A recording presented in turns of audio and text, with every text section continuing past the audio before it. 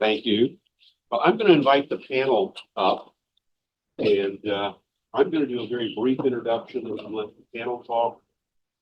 We had expected the panel to be a little bit larger, but something called Debbie seems to have gotten in the way.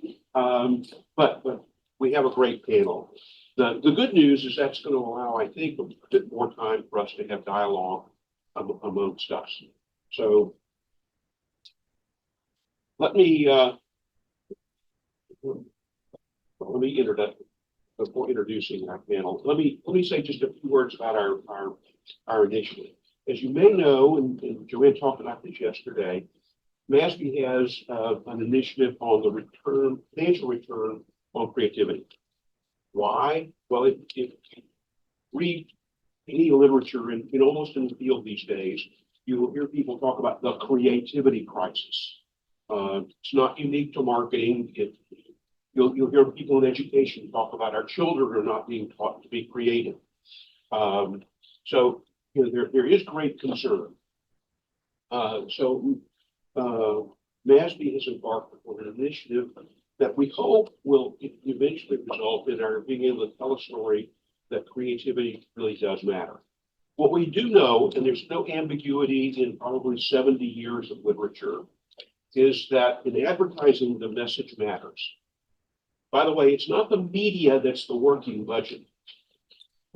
It's the message that does the work. Media simply leverages it.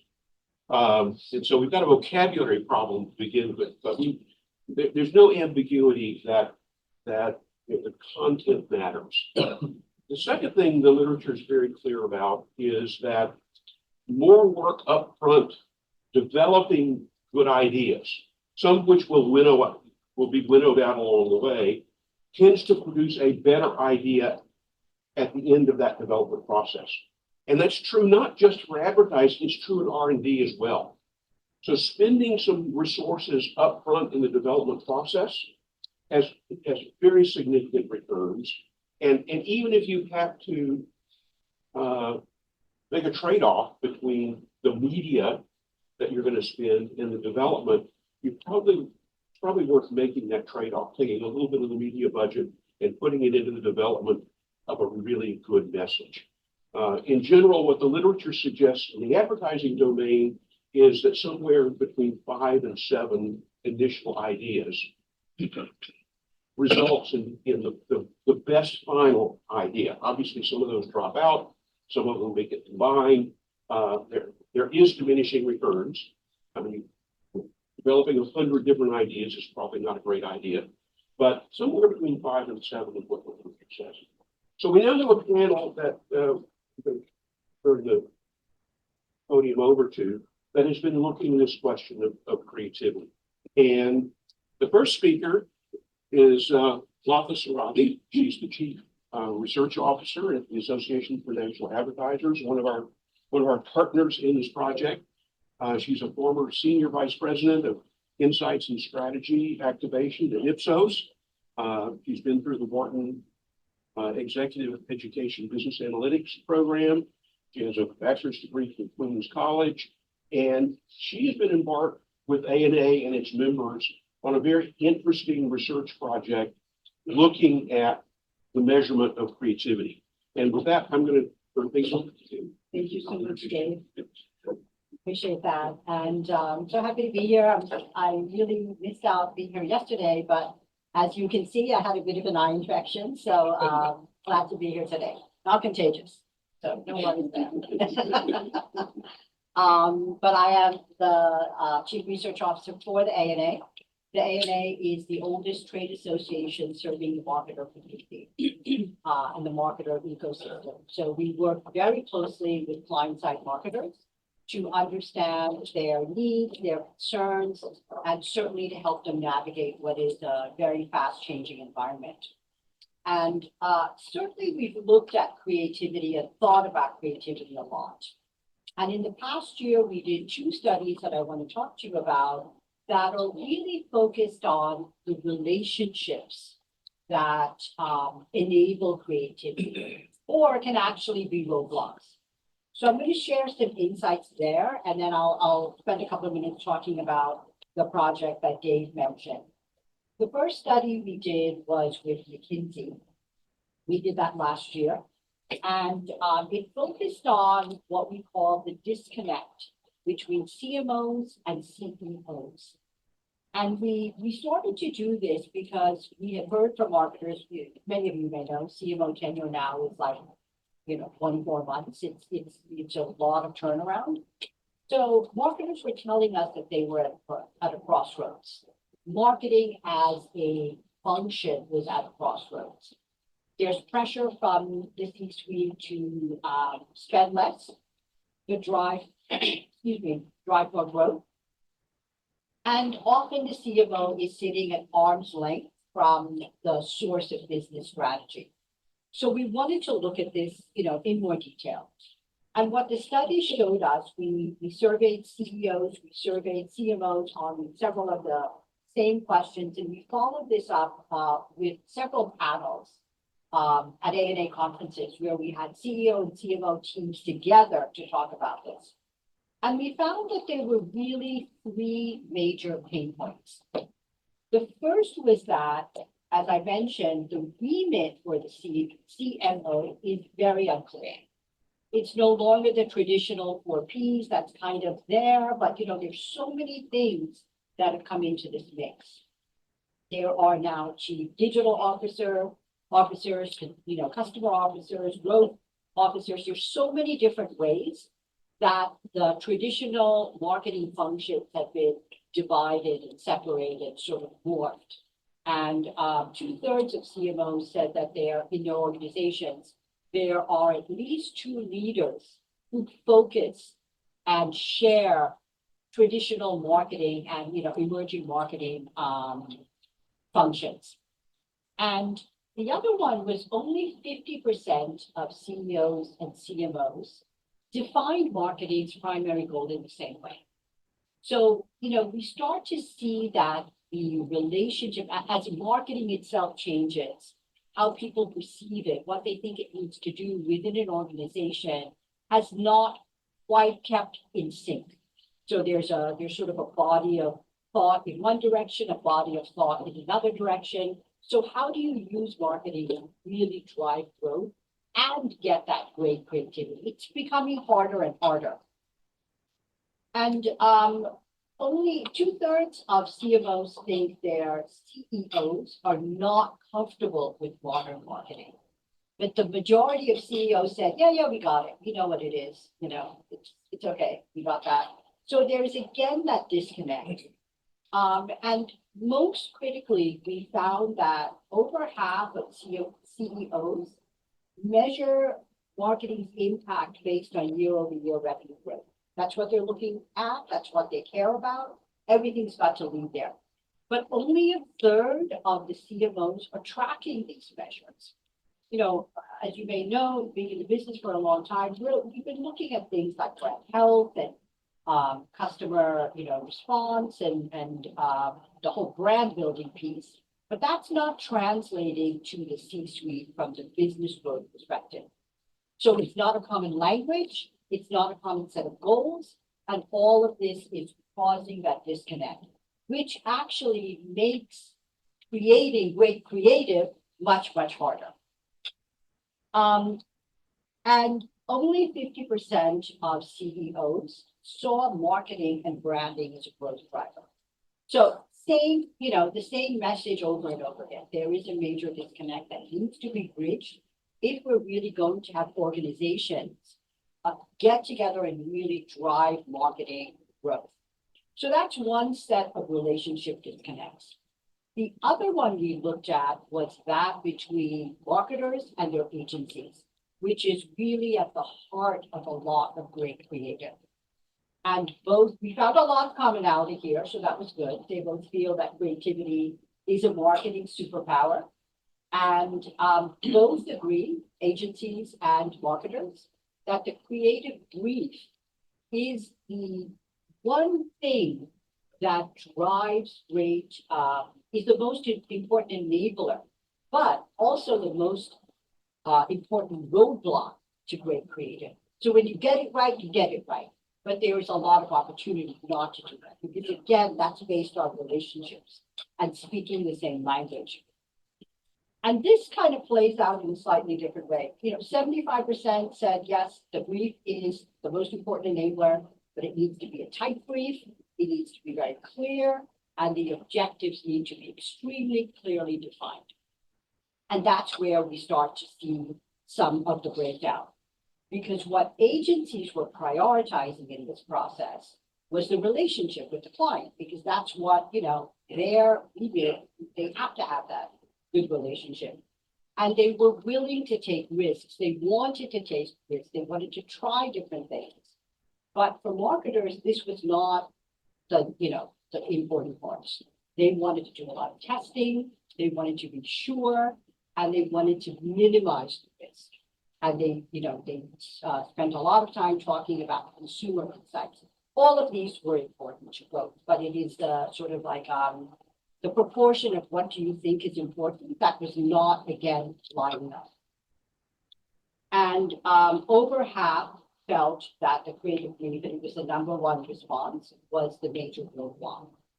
And from the agency side, there was a perception that there was a lack of value placed on creativity from the client side.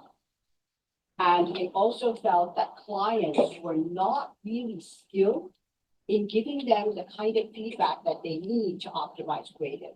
And they did not feel that there was real buy-in from the C-suite. So they could feel this disconnect.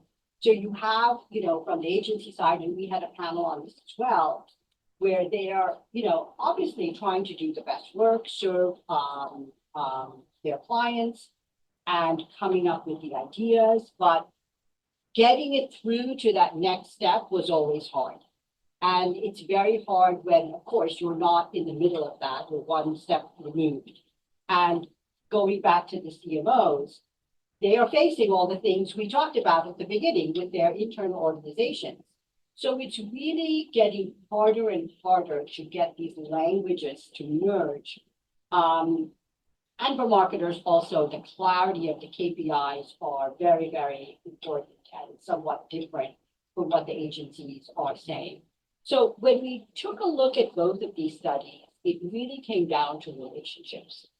And I know we've done a lot of work on defining creativity as a word, as a concept. And that is, I think, very important to help all the sides get on the same page of what is it that we're talking about. And the point of connecting it to financial impact is so critical, because again, that's where everything needs to move. So this is a work in progress. The ANA is very focused on this. We actually have partnerships with WARC to work on this, as well as with MASB. We are currently in the process of trying to create benchmarks on how do we look at creativity from the perspective of, is it meeting campaign goals?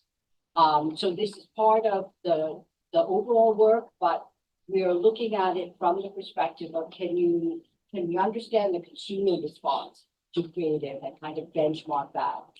Can we understand what the commitment is from the marketer to actually, spend the right amount of budget, the right media channels, the right frequency to get to the key goals of different campaigns? And we've leveraged a lot of thought leadership from WARC to put this together.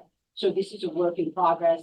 Happy to talk about it in more detail. But again, if I could just sum up some of the work that we've done, we've seen that outside of just doing the creative and that thinking process that we were talking about, the relationships between all of these different organizations are fundamental to making this a growth problem. Thank you. Yeah, I'll just, before introducing our next speaker, just make one quick observation, and that is we do have a vocabulary problem.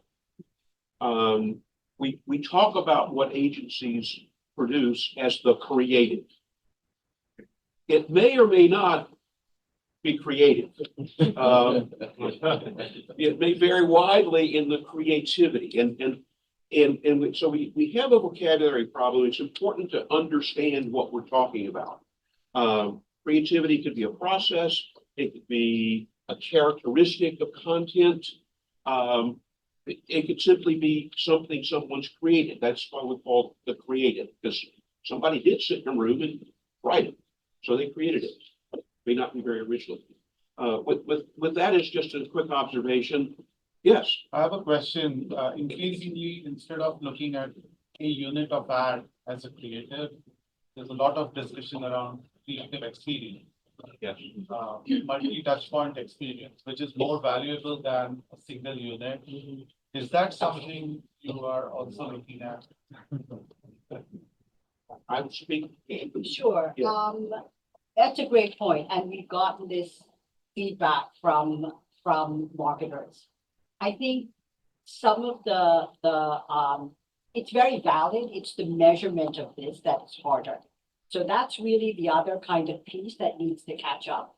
Like you could measure a creative, right? We've got a lot of history in measuring creative. And in measuring a multi-touch experience, the measurement comes from a lot of different sources. And we've seen this in our industry across the board. There's so many sources of measurement. So how do we bring that together is really kind of what we are working through.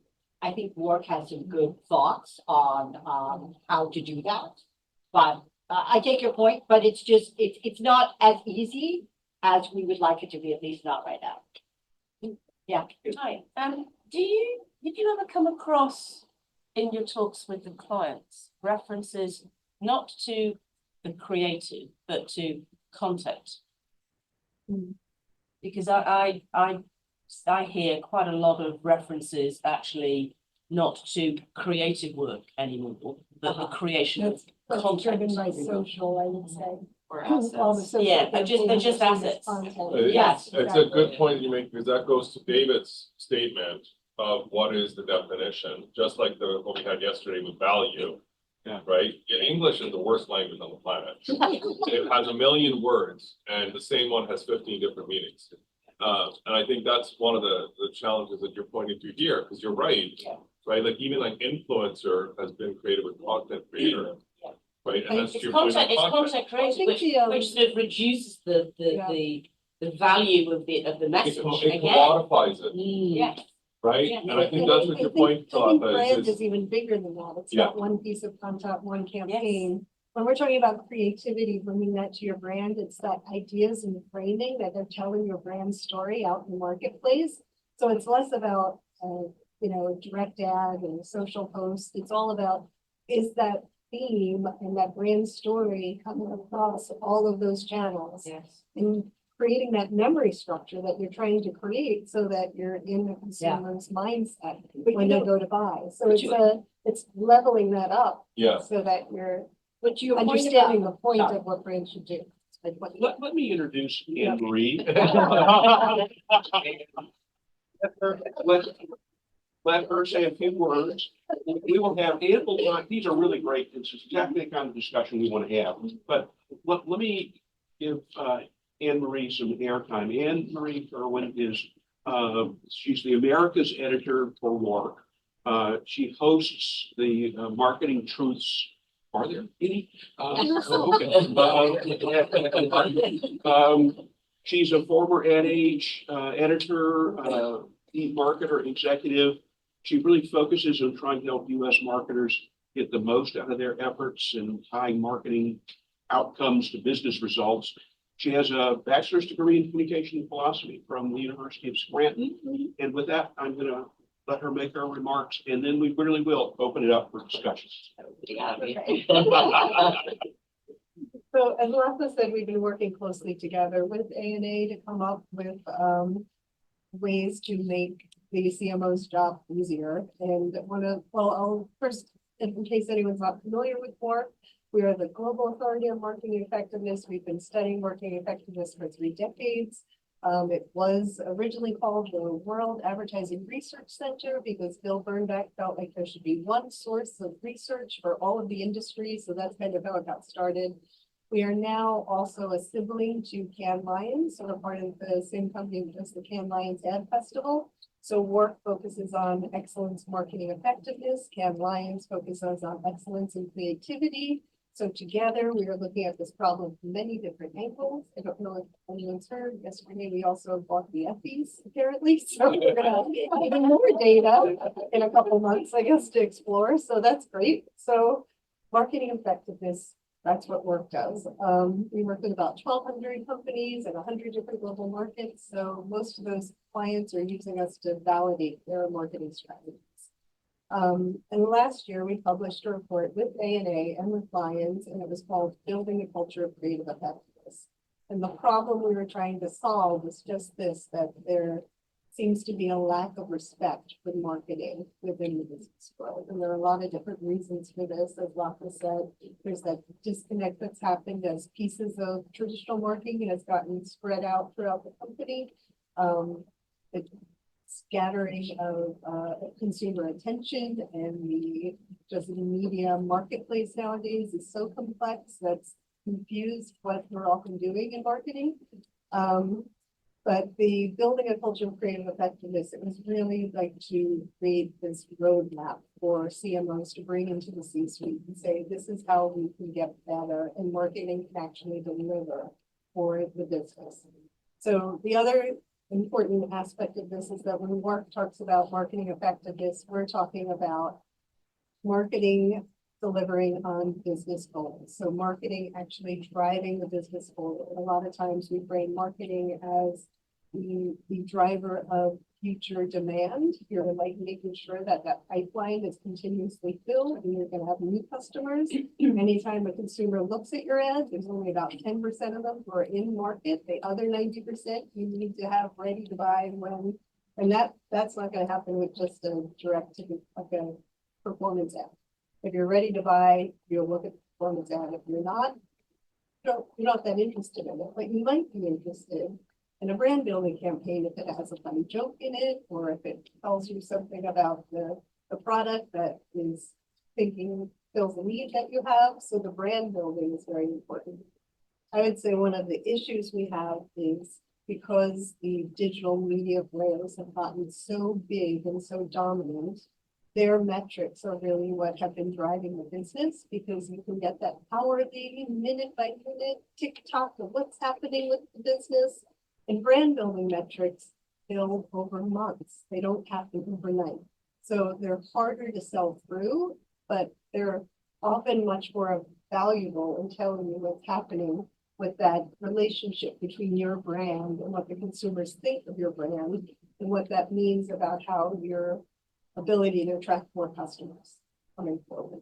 So the building a culture of creative effectiveness, trying to solve this problem, we said, okay, we have all of these case studies of highly decorated creative ads that won Cannes Lions.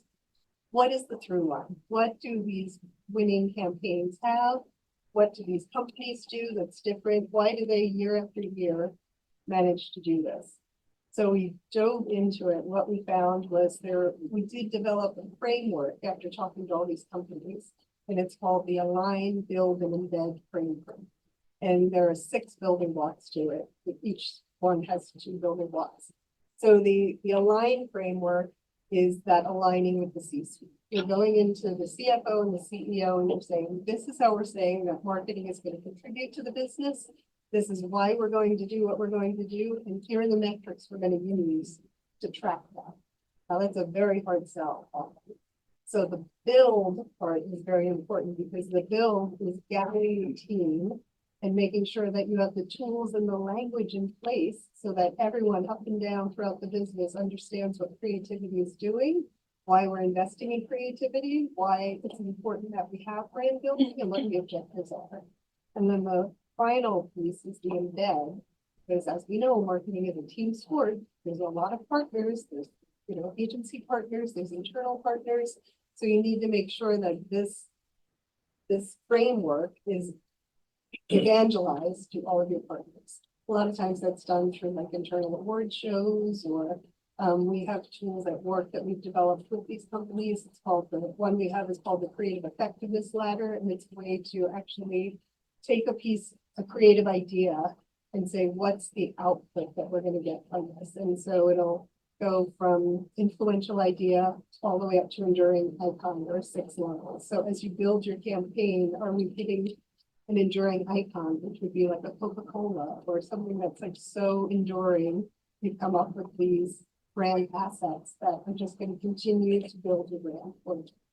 So we're at phase 2. That was last year. We're just about to come out with phase 2, which was sort of proof testing this framework by going back to the companies and saying, okay, let's look and see if we can prove out that this does work. So we went through and said, okay, the companies that have 3 or more building blocks, they're on the road to having this creative effectiveness culture. Let's test and see if they're actually getting the outcomes they are hoping for. And it turned out if you had 3+ building blocks, you actually were able to convince the C-suite to spend money. You were more likely to spend through a recession. More of the agencies understood like what your goals were. The creative effectiveness wheel was moving. But if you had only 1 or 2, you were less likely to have that power within the C-suite. So a lot of this is just trying to get marketing back at the table and get respect for the job that marketing can do, because it really is a superpower for your business. If you have a great creative idea, McDonald's is an example of this. They had their famous orders. The CFO actually said on his call that it was like the creative idea is what drove the business. People say the CFO sounds like the CFO at McDonald's. And I know everyone's kind of put a little slow down. Not exactly. So anyway, we're probably in a couple of weeks, we'll be out for the second phase of that, and we're continuing this work of trying to get the common language throughout. And things like the creative effectiveness ladder allows you to have common language. And part of the problem is when you talk about branding, it often sounds squishy. It's like, that made me feel good. That was fun. I like that song. Like, it doesn't feel like hard business metrics, but putting the context of why having a fun song is doing hard work of building your brand is important. And once you get that emotional connection with the consumer, your regard goes up, your meaning to the consumer goes up, familiarity, all of that, building those memory structures means you're in a much better place as a strong brand company. People will be willing to pay a little bit more for you, which is very helpful in times of recession. So there's lots of benefits brands has that often don't get communicated because we're caught up in how many clicks do you get? We can fix. Question? Thank you. You're welcome. Yes. So I'd love to get your perspective when it comes to measuring the impact of the work on the business goals. So you mentioned Cannes Lions. Mhm. So historically, it's been there to reward creativity. This year, there were 2 scenarios where it drove actual business results. And that's what got the CeraVe and the Specsavers campaigns, the all the plaudits. Because they had all the creativity, and then they showed the actual uplift in business as a result, direct correlation. And that hasn't always been the case with the submissions. Right. So I'd love your perspective there, because it seems as though that's now set the standard perhaps for how they're going to measure Cannes Lions moving forward. And what would you say are some things that all of us should be thinking about when it comes to convincing the business of the plans and the metrics, and then how you connect to the actual business impact? Yeah, so the aligning on the metrics is very important. And the tricky thing is, and I'm actually hoping a lot of you can help us with this, is it's going to look a little different for every business, right? Because every organization is going to have their own goals of what they want to achieve. So the metrics need to align with the business goals, right? So if the Cannes Lion winners, if one of your goals was to make more people aware of your product so that it's in consideration and you've got more, then that would be a goal for the company, right? But if another company, it could be, we need to like make sure we're thought of more than the competitor. So did that ad campaign show more of our advantages over our competitors, and we've won on that? We're glad that happened. So the C-suite conversation has to be very tailored. And so there are research companies doing very interesting work on tracking brand qualities, like Vera Vera is doing great work with they break it out, various aspects of a brand, like regard, familiarity, uniqueness, and they can track how campaigns track against that, and that gives you an indication of like whether it's helping you move toward your goals or not. So there are new tools that are coming up to do that, but it's by no means fully baked is the problem. And Dave, I'm wondering to that question, that what Dave and Latha and the other members of the other many members of the creativity MASB team have done is they began by doing a incredibly extensive literature review. It is so impressive, actually, summary of it here, and the list of sources in teeny tiny font. Yeah, it's Times New Roman 7, and even in Times New Roman 7 PowerPoint, it takes up 6 pages. So they really reviewed literature. It was Dave, it was Scott Kozlow at the University of Sydney, and it was Shashi Mata at the University of Cologne. That's one of his doctorate. Not Cologne, it's Catholic University. Yeah, but it's in Cologne. Yeah, Actually, it's it's close to Munich, actually. Germany. Anyway, they did. Munich would be insulted. They did incredible work, and what they did was highlight that in some things, which I urge everybody to read. Is the white paper available? Yeah, the white paper is on the website. You're welcome to read it. What we've tried to do is review all the literature that's out there with an emphasis on advertising, but a lot of the literature actually applies to creativity in any context, not just advertising. A lot of it would apply in an R&D context. But there's a very robust academic literature on creativity dating back to the early 50s. And by the way, they had a good working definition at the time, still do actually. But I would encourage you to take a look if you want to know what sort of the state of the science is. And it's really, I think it's really helpful in making the case that more effort needs to go in upfront. And if a message isn't compelling, it doesn't matter how much media you put behind it. It's kind of like if you've got a poor argument, yelling it out doesn't really work very well. Do you know about the cost of doll, that research? Uh, There's amazing research that was presented at CAM this year from Adam Morgan of Big Fish and Peter Field in System 1, called The Cost of Doll. And instead of trying to prove the value of creativity, they did the inverse, proved how much it costs you to have doll ads. Yeah. And they added up how much was spent on media on doll ads in the United States. And it was the GDP of Greece was what it was. So that's a great argument to bring into the C-suite, that like having safe ads, you're gonna have to spend more on them. Where as a creative idea, well, you don't have to spend any more to have a creative idea to break through, and actually you probably have to spend a little less. But the funny thing they did was System 1 created an ad of cows eating grass, 30 seconds of just cows eating grass, and then ran their database up against it, and 50% of the ads did not feed the cows. So that's a lot of money being wasted. The follow-up to that study is going to be launched in October. Oh, They're doing stage 2. Yeah. That's absolutely fascinating. by the way, but the image of cows went up considerably as a result of that. But there is also a summary which we put together, because the white paper, I'll tell you, it's a very extensive. There's also a book summary.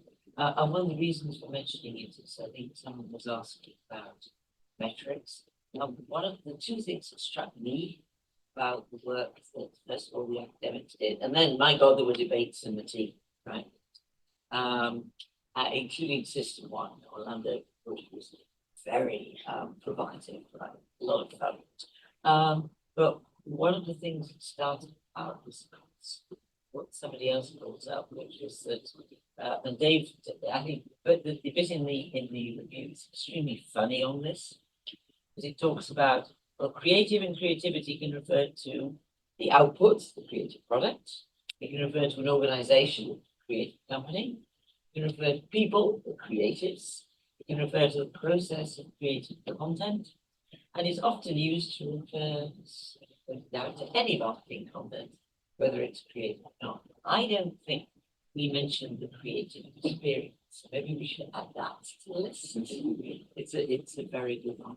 But out of that, what guys did was review everything, including you guys are moving, you know, that the ANA and the WARC are moving very fast.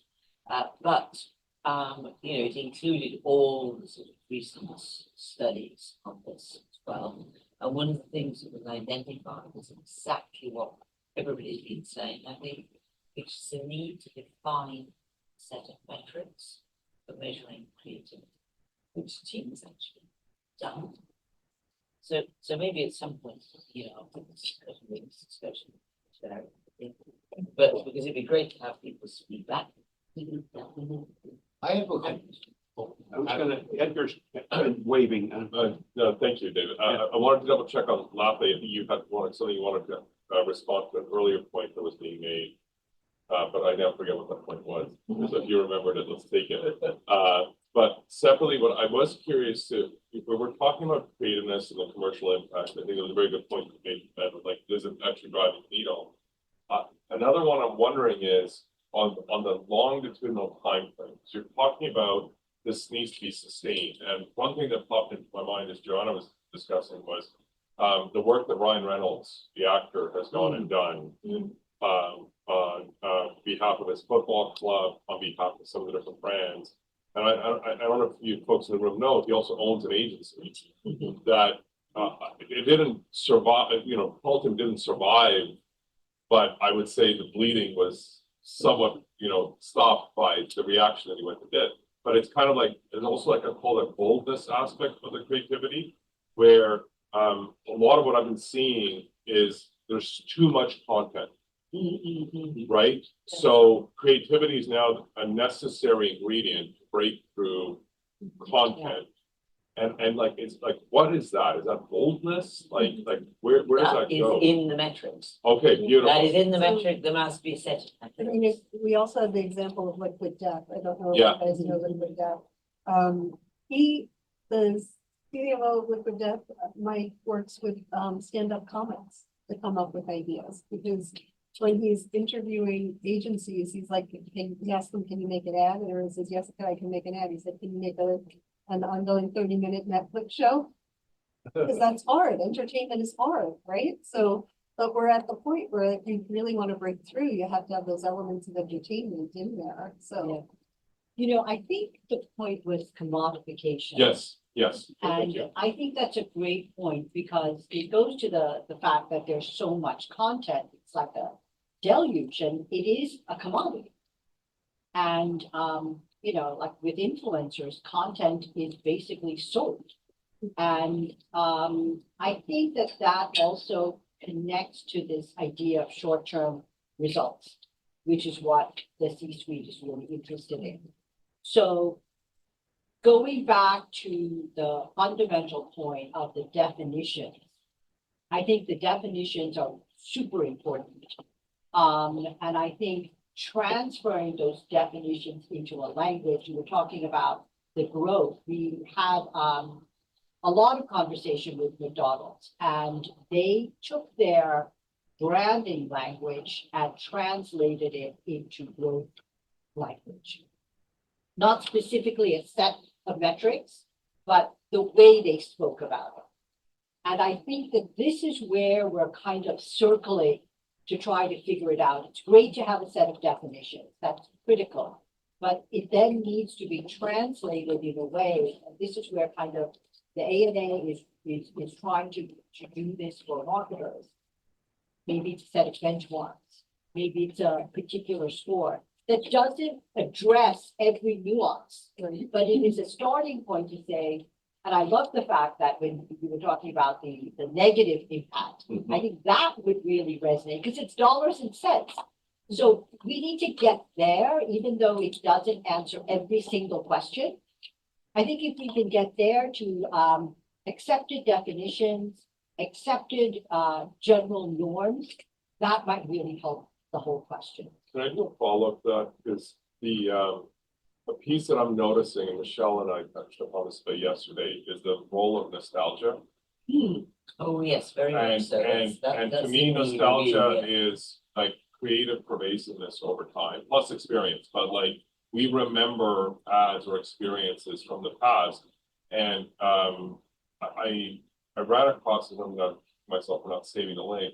There was a great summary of the impact of the Barbie movie being so big because it tapped into nostalgia creatively, right? And I think that is like a missing in a lot of organizations because it goes back to that short-termism forcing commodification instead of how can we go and leave value into a future period out of present actions. And I'd love some perspective I from the think if panel. you look, Heinz won the creative effectiveness campaigns this year, and if you look at what Heinz did, it's ketchup. Like, you know, like talk about a commodity product, but they did campaigns like they went out and asked consumers to draw a bottle of ketchup, and like 95% of people drew a Heinz bottle. It's like so iconic, Yeah. right? So they took all of their distinctive assets, like the bottle and the pour and all those things we remember about it, and made that the centerpiece of their campaigns. All kinds of different campaigns, but that was the centerpiece. Like, we know we have this connection. So if you have that connection, if you have a powerful brand asset, you can keep bringing it back in with new iterations, but that through line is what, you know. I think they also did searches on ketchup. Yeah. And Heinz was the word that came up Yes, the most exactly, often. yes. So yeah, that's a great point. And I think it also goes to something that came out in our study, which is about deeper consumer insights. And as we know, what the consumer is experiencing has changed so much. So I think we need to think about that as well. And I know Sister One has a way of measuring that, other companies do, but are we actually measuring the right things? Because what people are experiencing is so different. I don't know if we ask about this stuff, you know, like, I don't think that necessarily always comes up. So I think it's everything needs to kind of be rethought as we're trying to ladder. I have a question, you know, I've been involved in numerous focus groups over the years. I'd say over the last 20-25 years, you know, they pay you $100, whatever, and you're Yeah. there. And I've noticed diversity of opinion over the years is amazing. And you have to take that into account.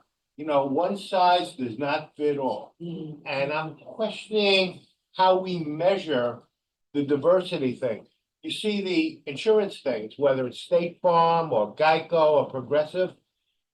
It's not even about the insurance policy, it's about the story. They're telling the story. Right, Well, right. And that's what it's all about now, telling Right. stories. Whether you're a communicator or a marketer, it's all about the story, credibility. And I question how we're using celebrities now. Well, that's something that I think is really important. I actually written.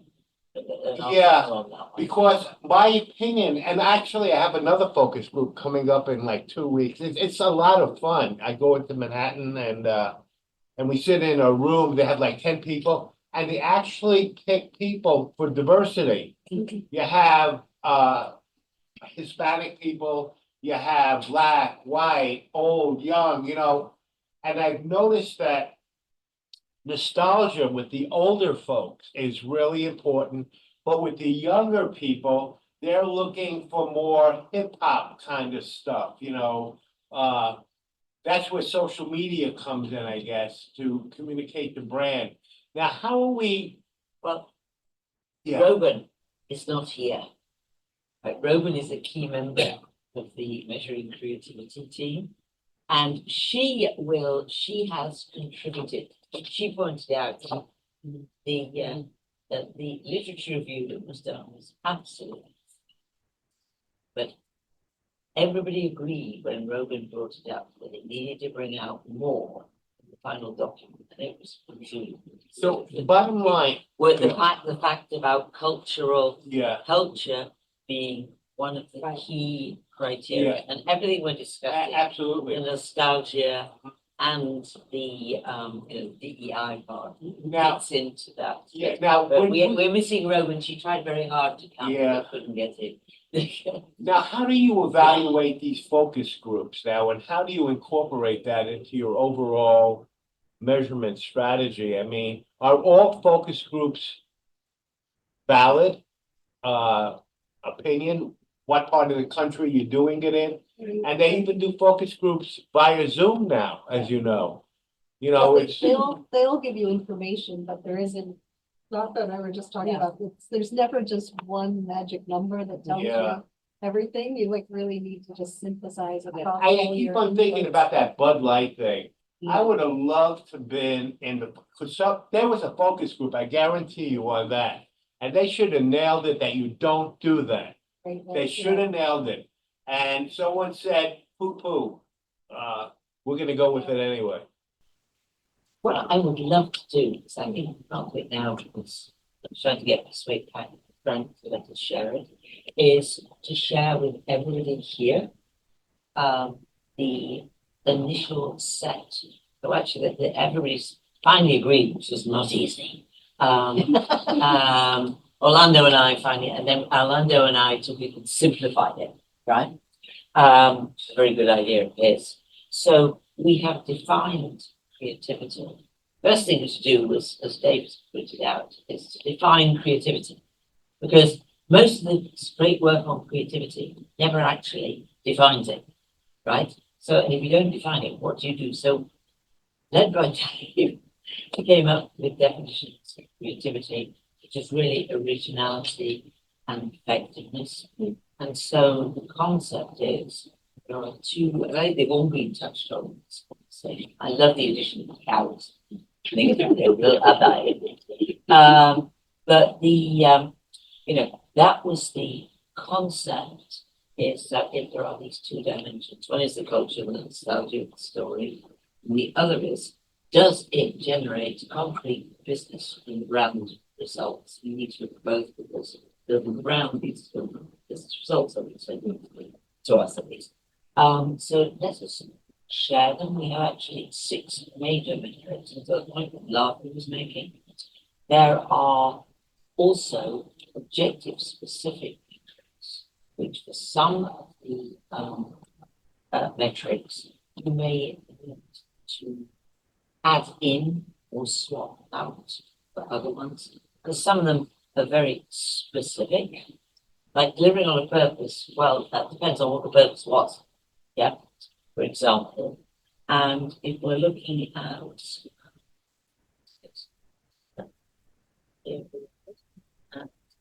effectiveness, you know, what effective metrics we're using. There's some you should always look at. We have in here the key primary metrics are preference, sales growth, and financial value.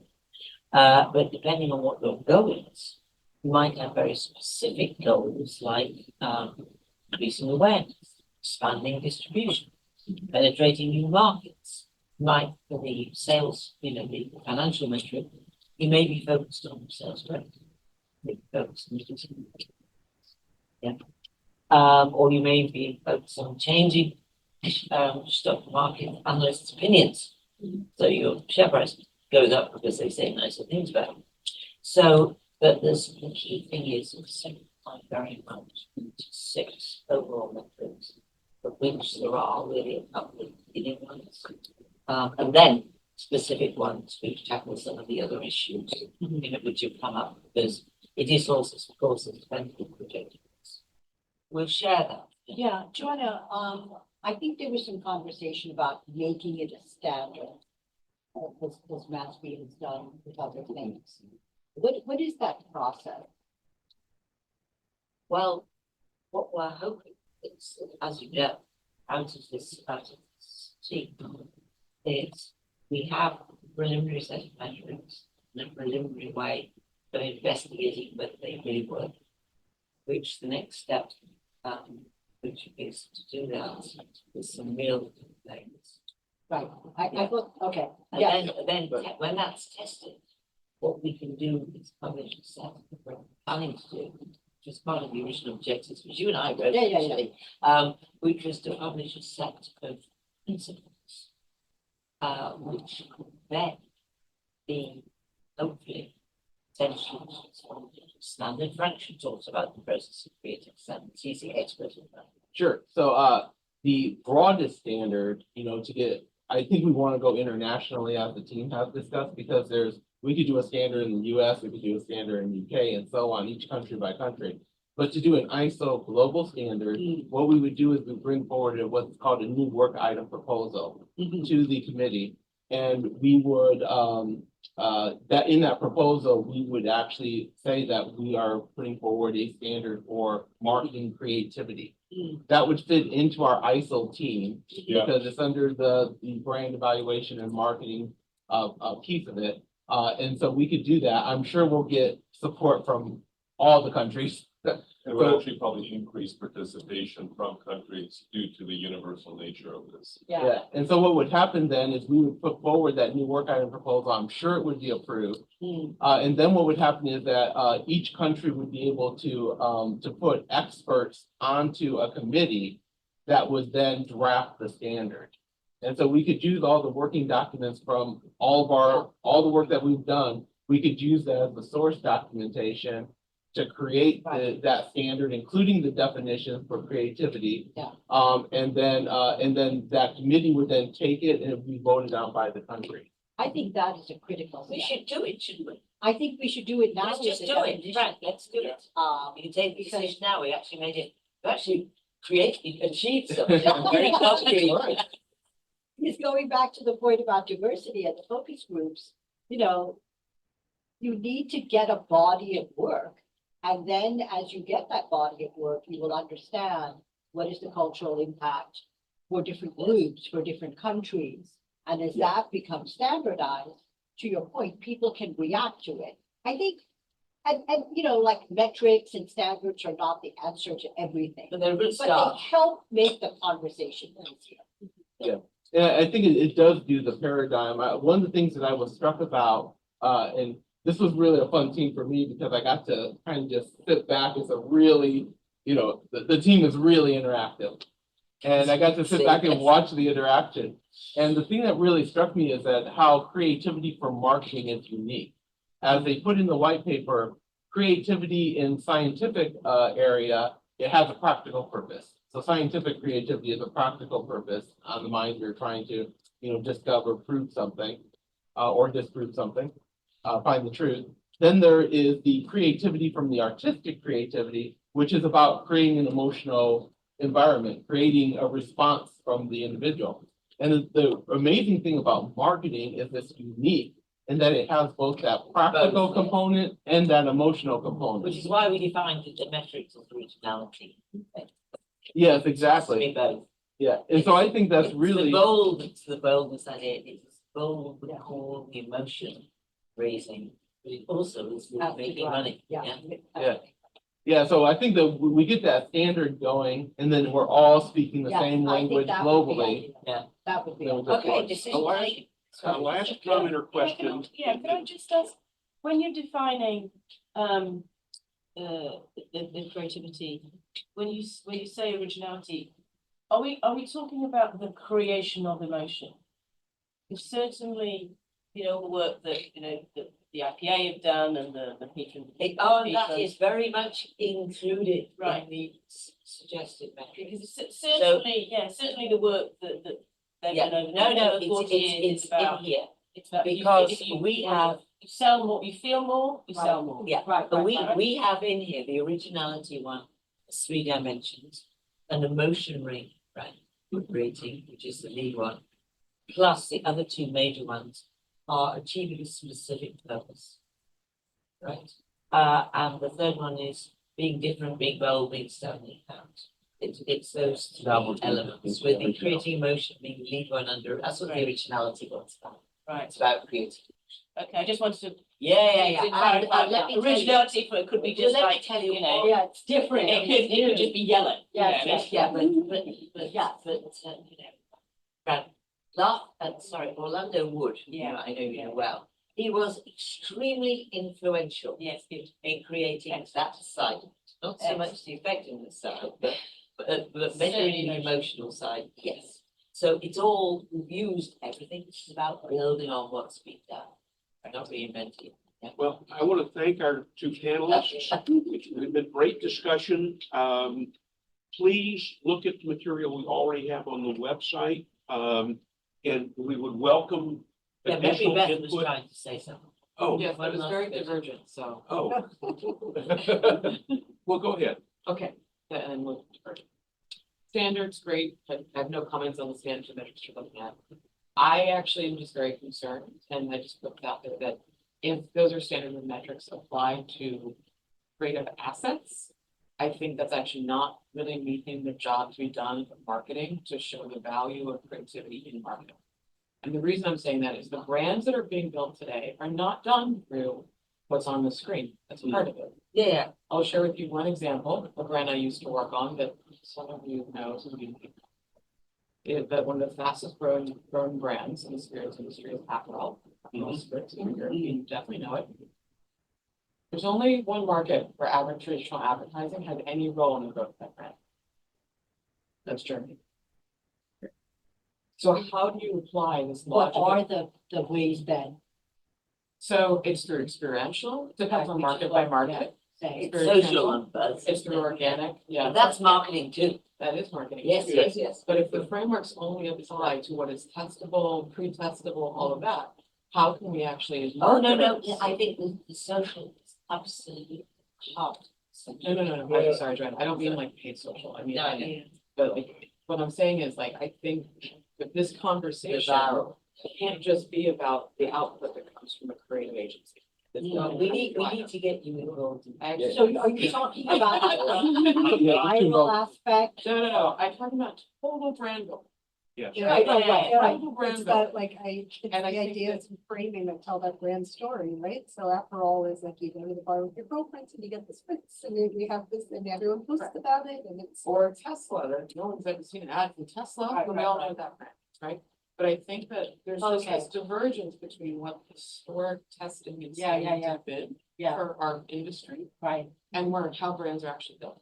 So something the memory intangible structure. based on. Right, and shouldn't we What be we're trying doing, to yeah. close that gap Yeah. and modernize it, get away Yeah. from the, sorry, traditional what these looks like, cans, Right, et cetera, right. whatever. That gets back That's to not- David, his unstructured data. And I think it gets back to what you're testing for. You know, what you're trying to understand. At the end of the day, whether it's tangible or intangible, you're trying to make an impact on the consumer. At the end of the day, I think that's, No, I agree, critical. but these are real marketing plans that require creativity in how you build a brand. But all the conversations we as an organ, as marketing talks about is still within that sort of Yeah. antiquated paradigm right, of you brief in an asset, it comes back as an asset, trafficking, right? yes. And like, we need to break through that, and I Yeah. think that's part of the disconnect between probably how that gets translated to finance. So Mm. finance looks at how you spend your budget, Mm, and a minority is your paid media, well, then how you spend the rest of it, right? It's a And great what's point. created, so. It's a great point. On that note, I am going to call time. So that we can. I'll have Thank time you, for our thank you next for meeting. it. Thank you very much for your attention and participation. Again, thank you to our two speakers. And hopefully we'll continue this dialogue. Thank you.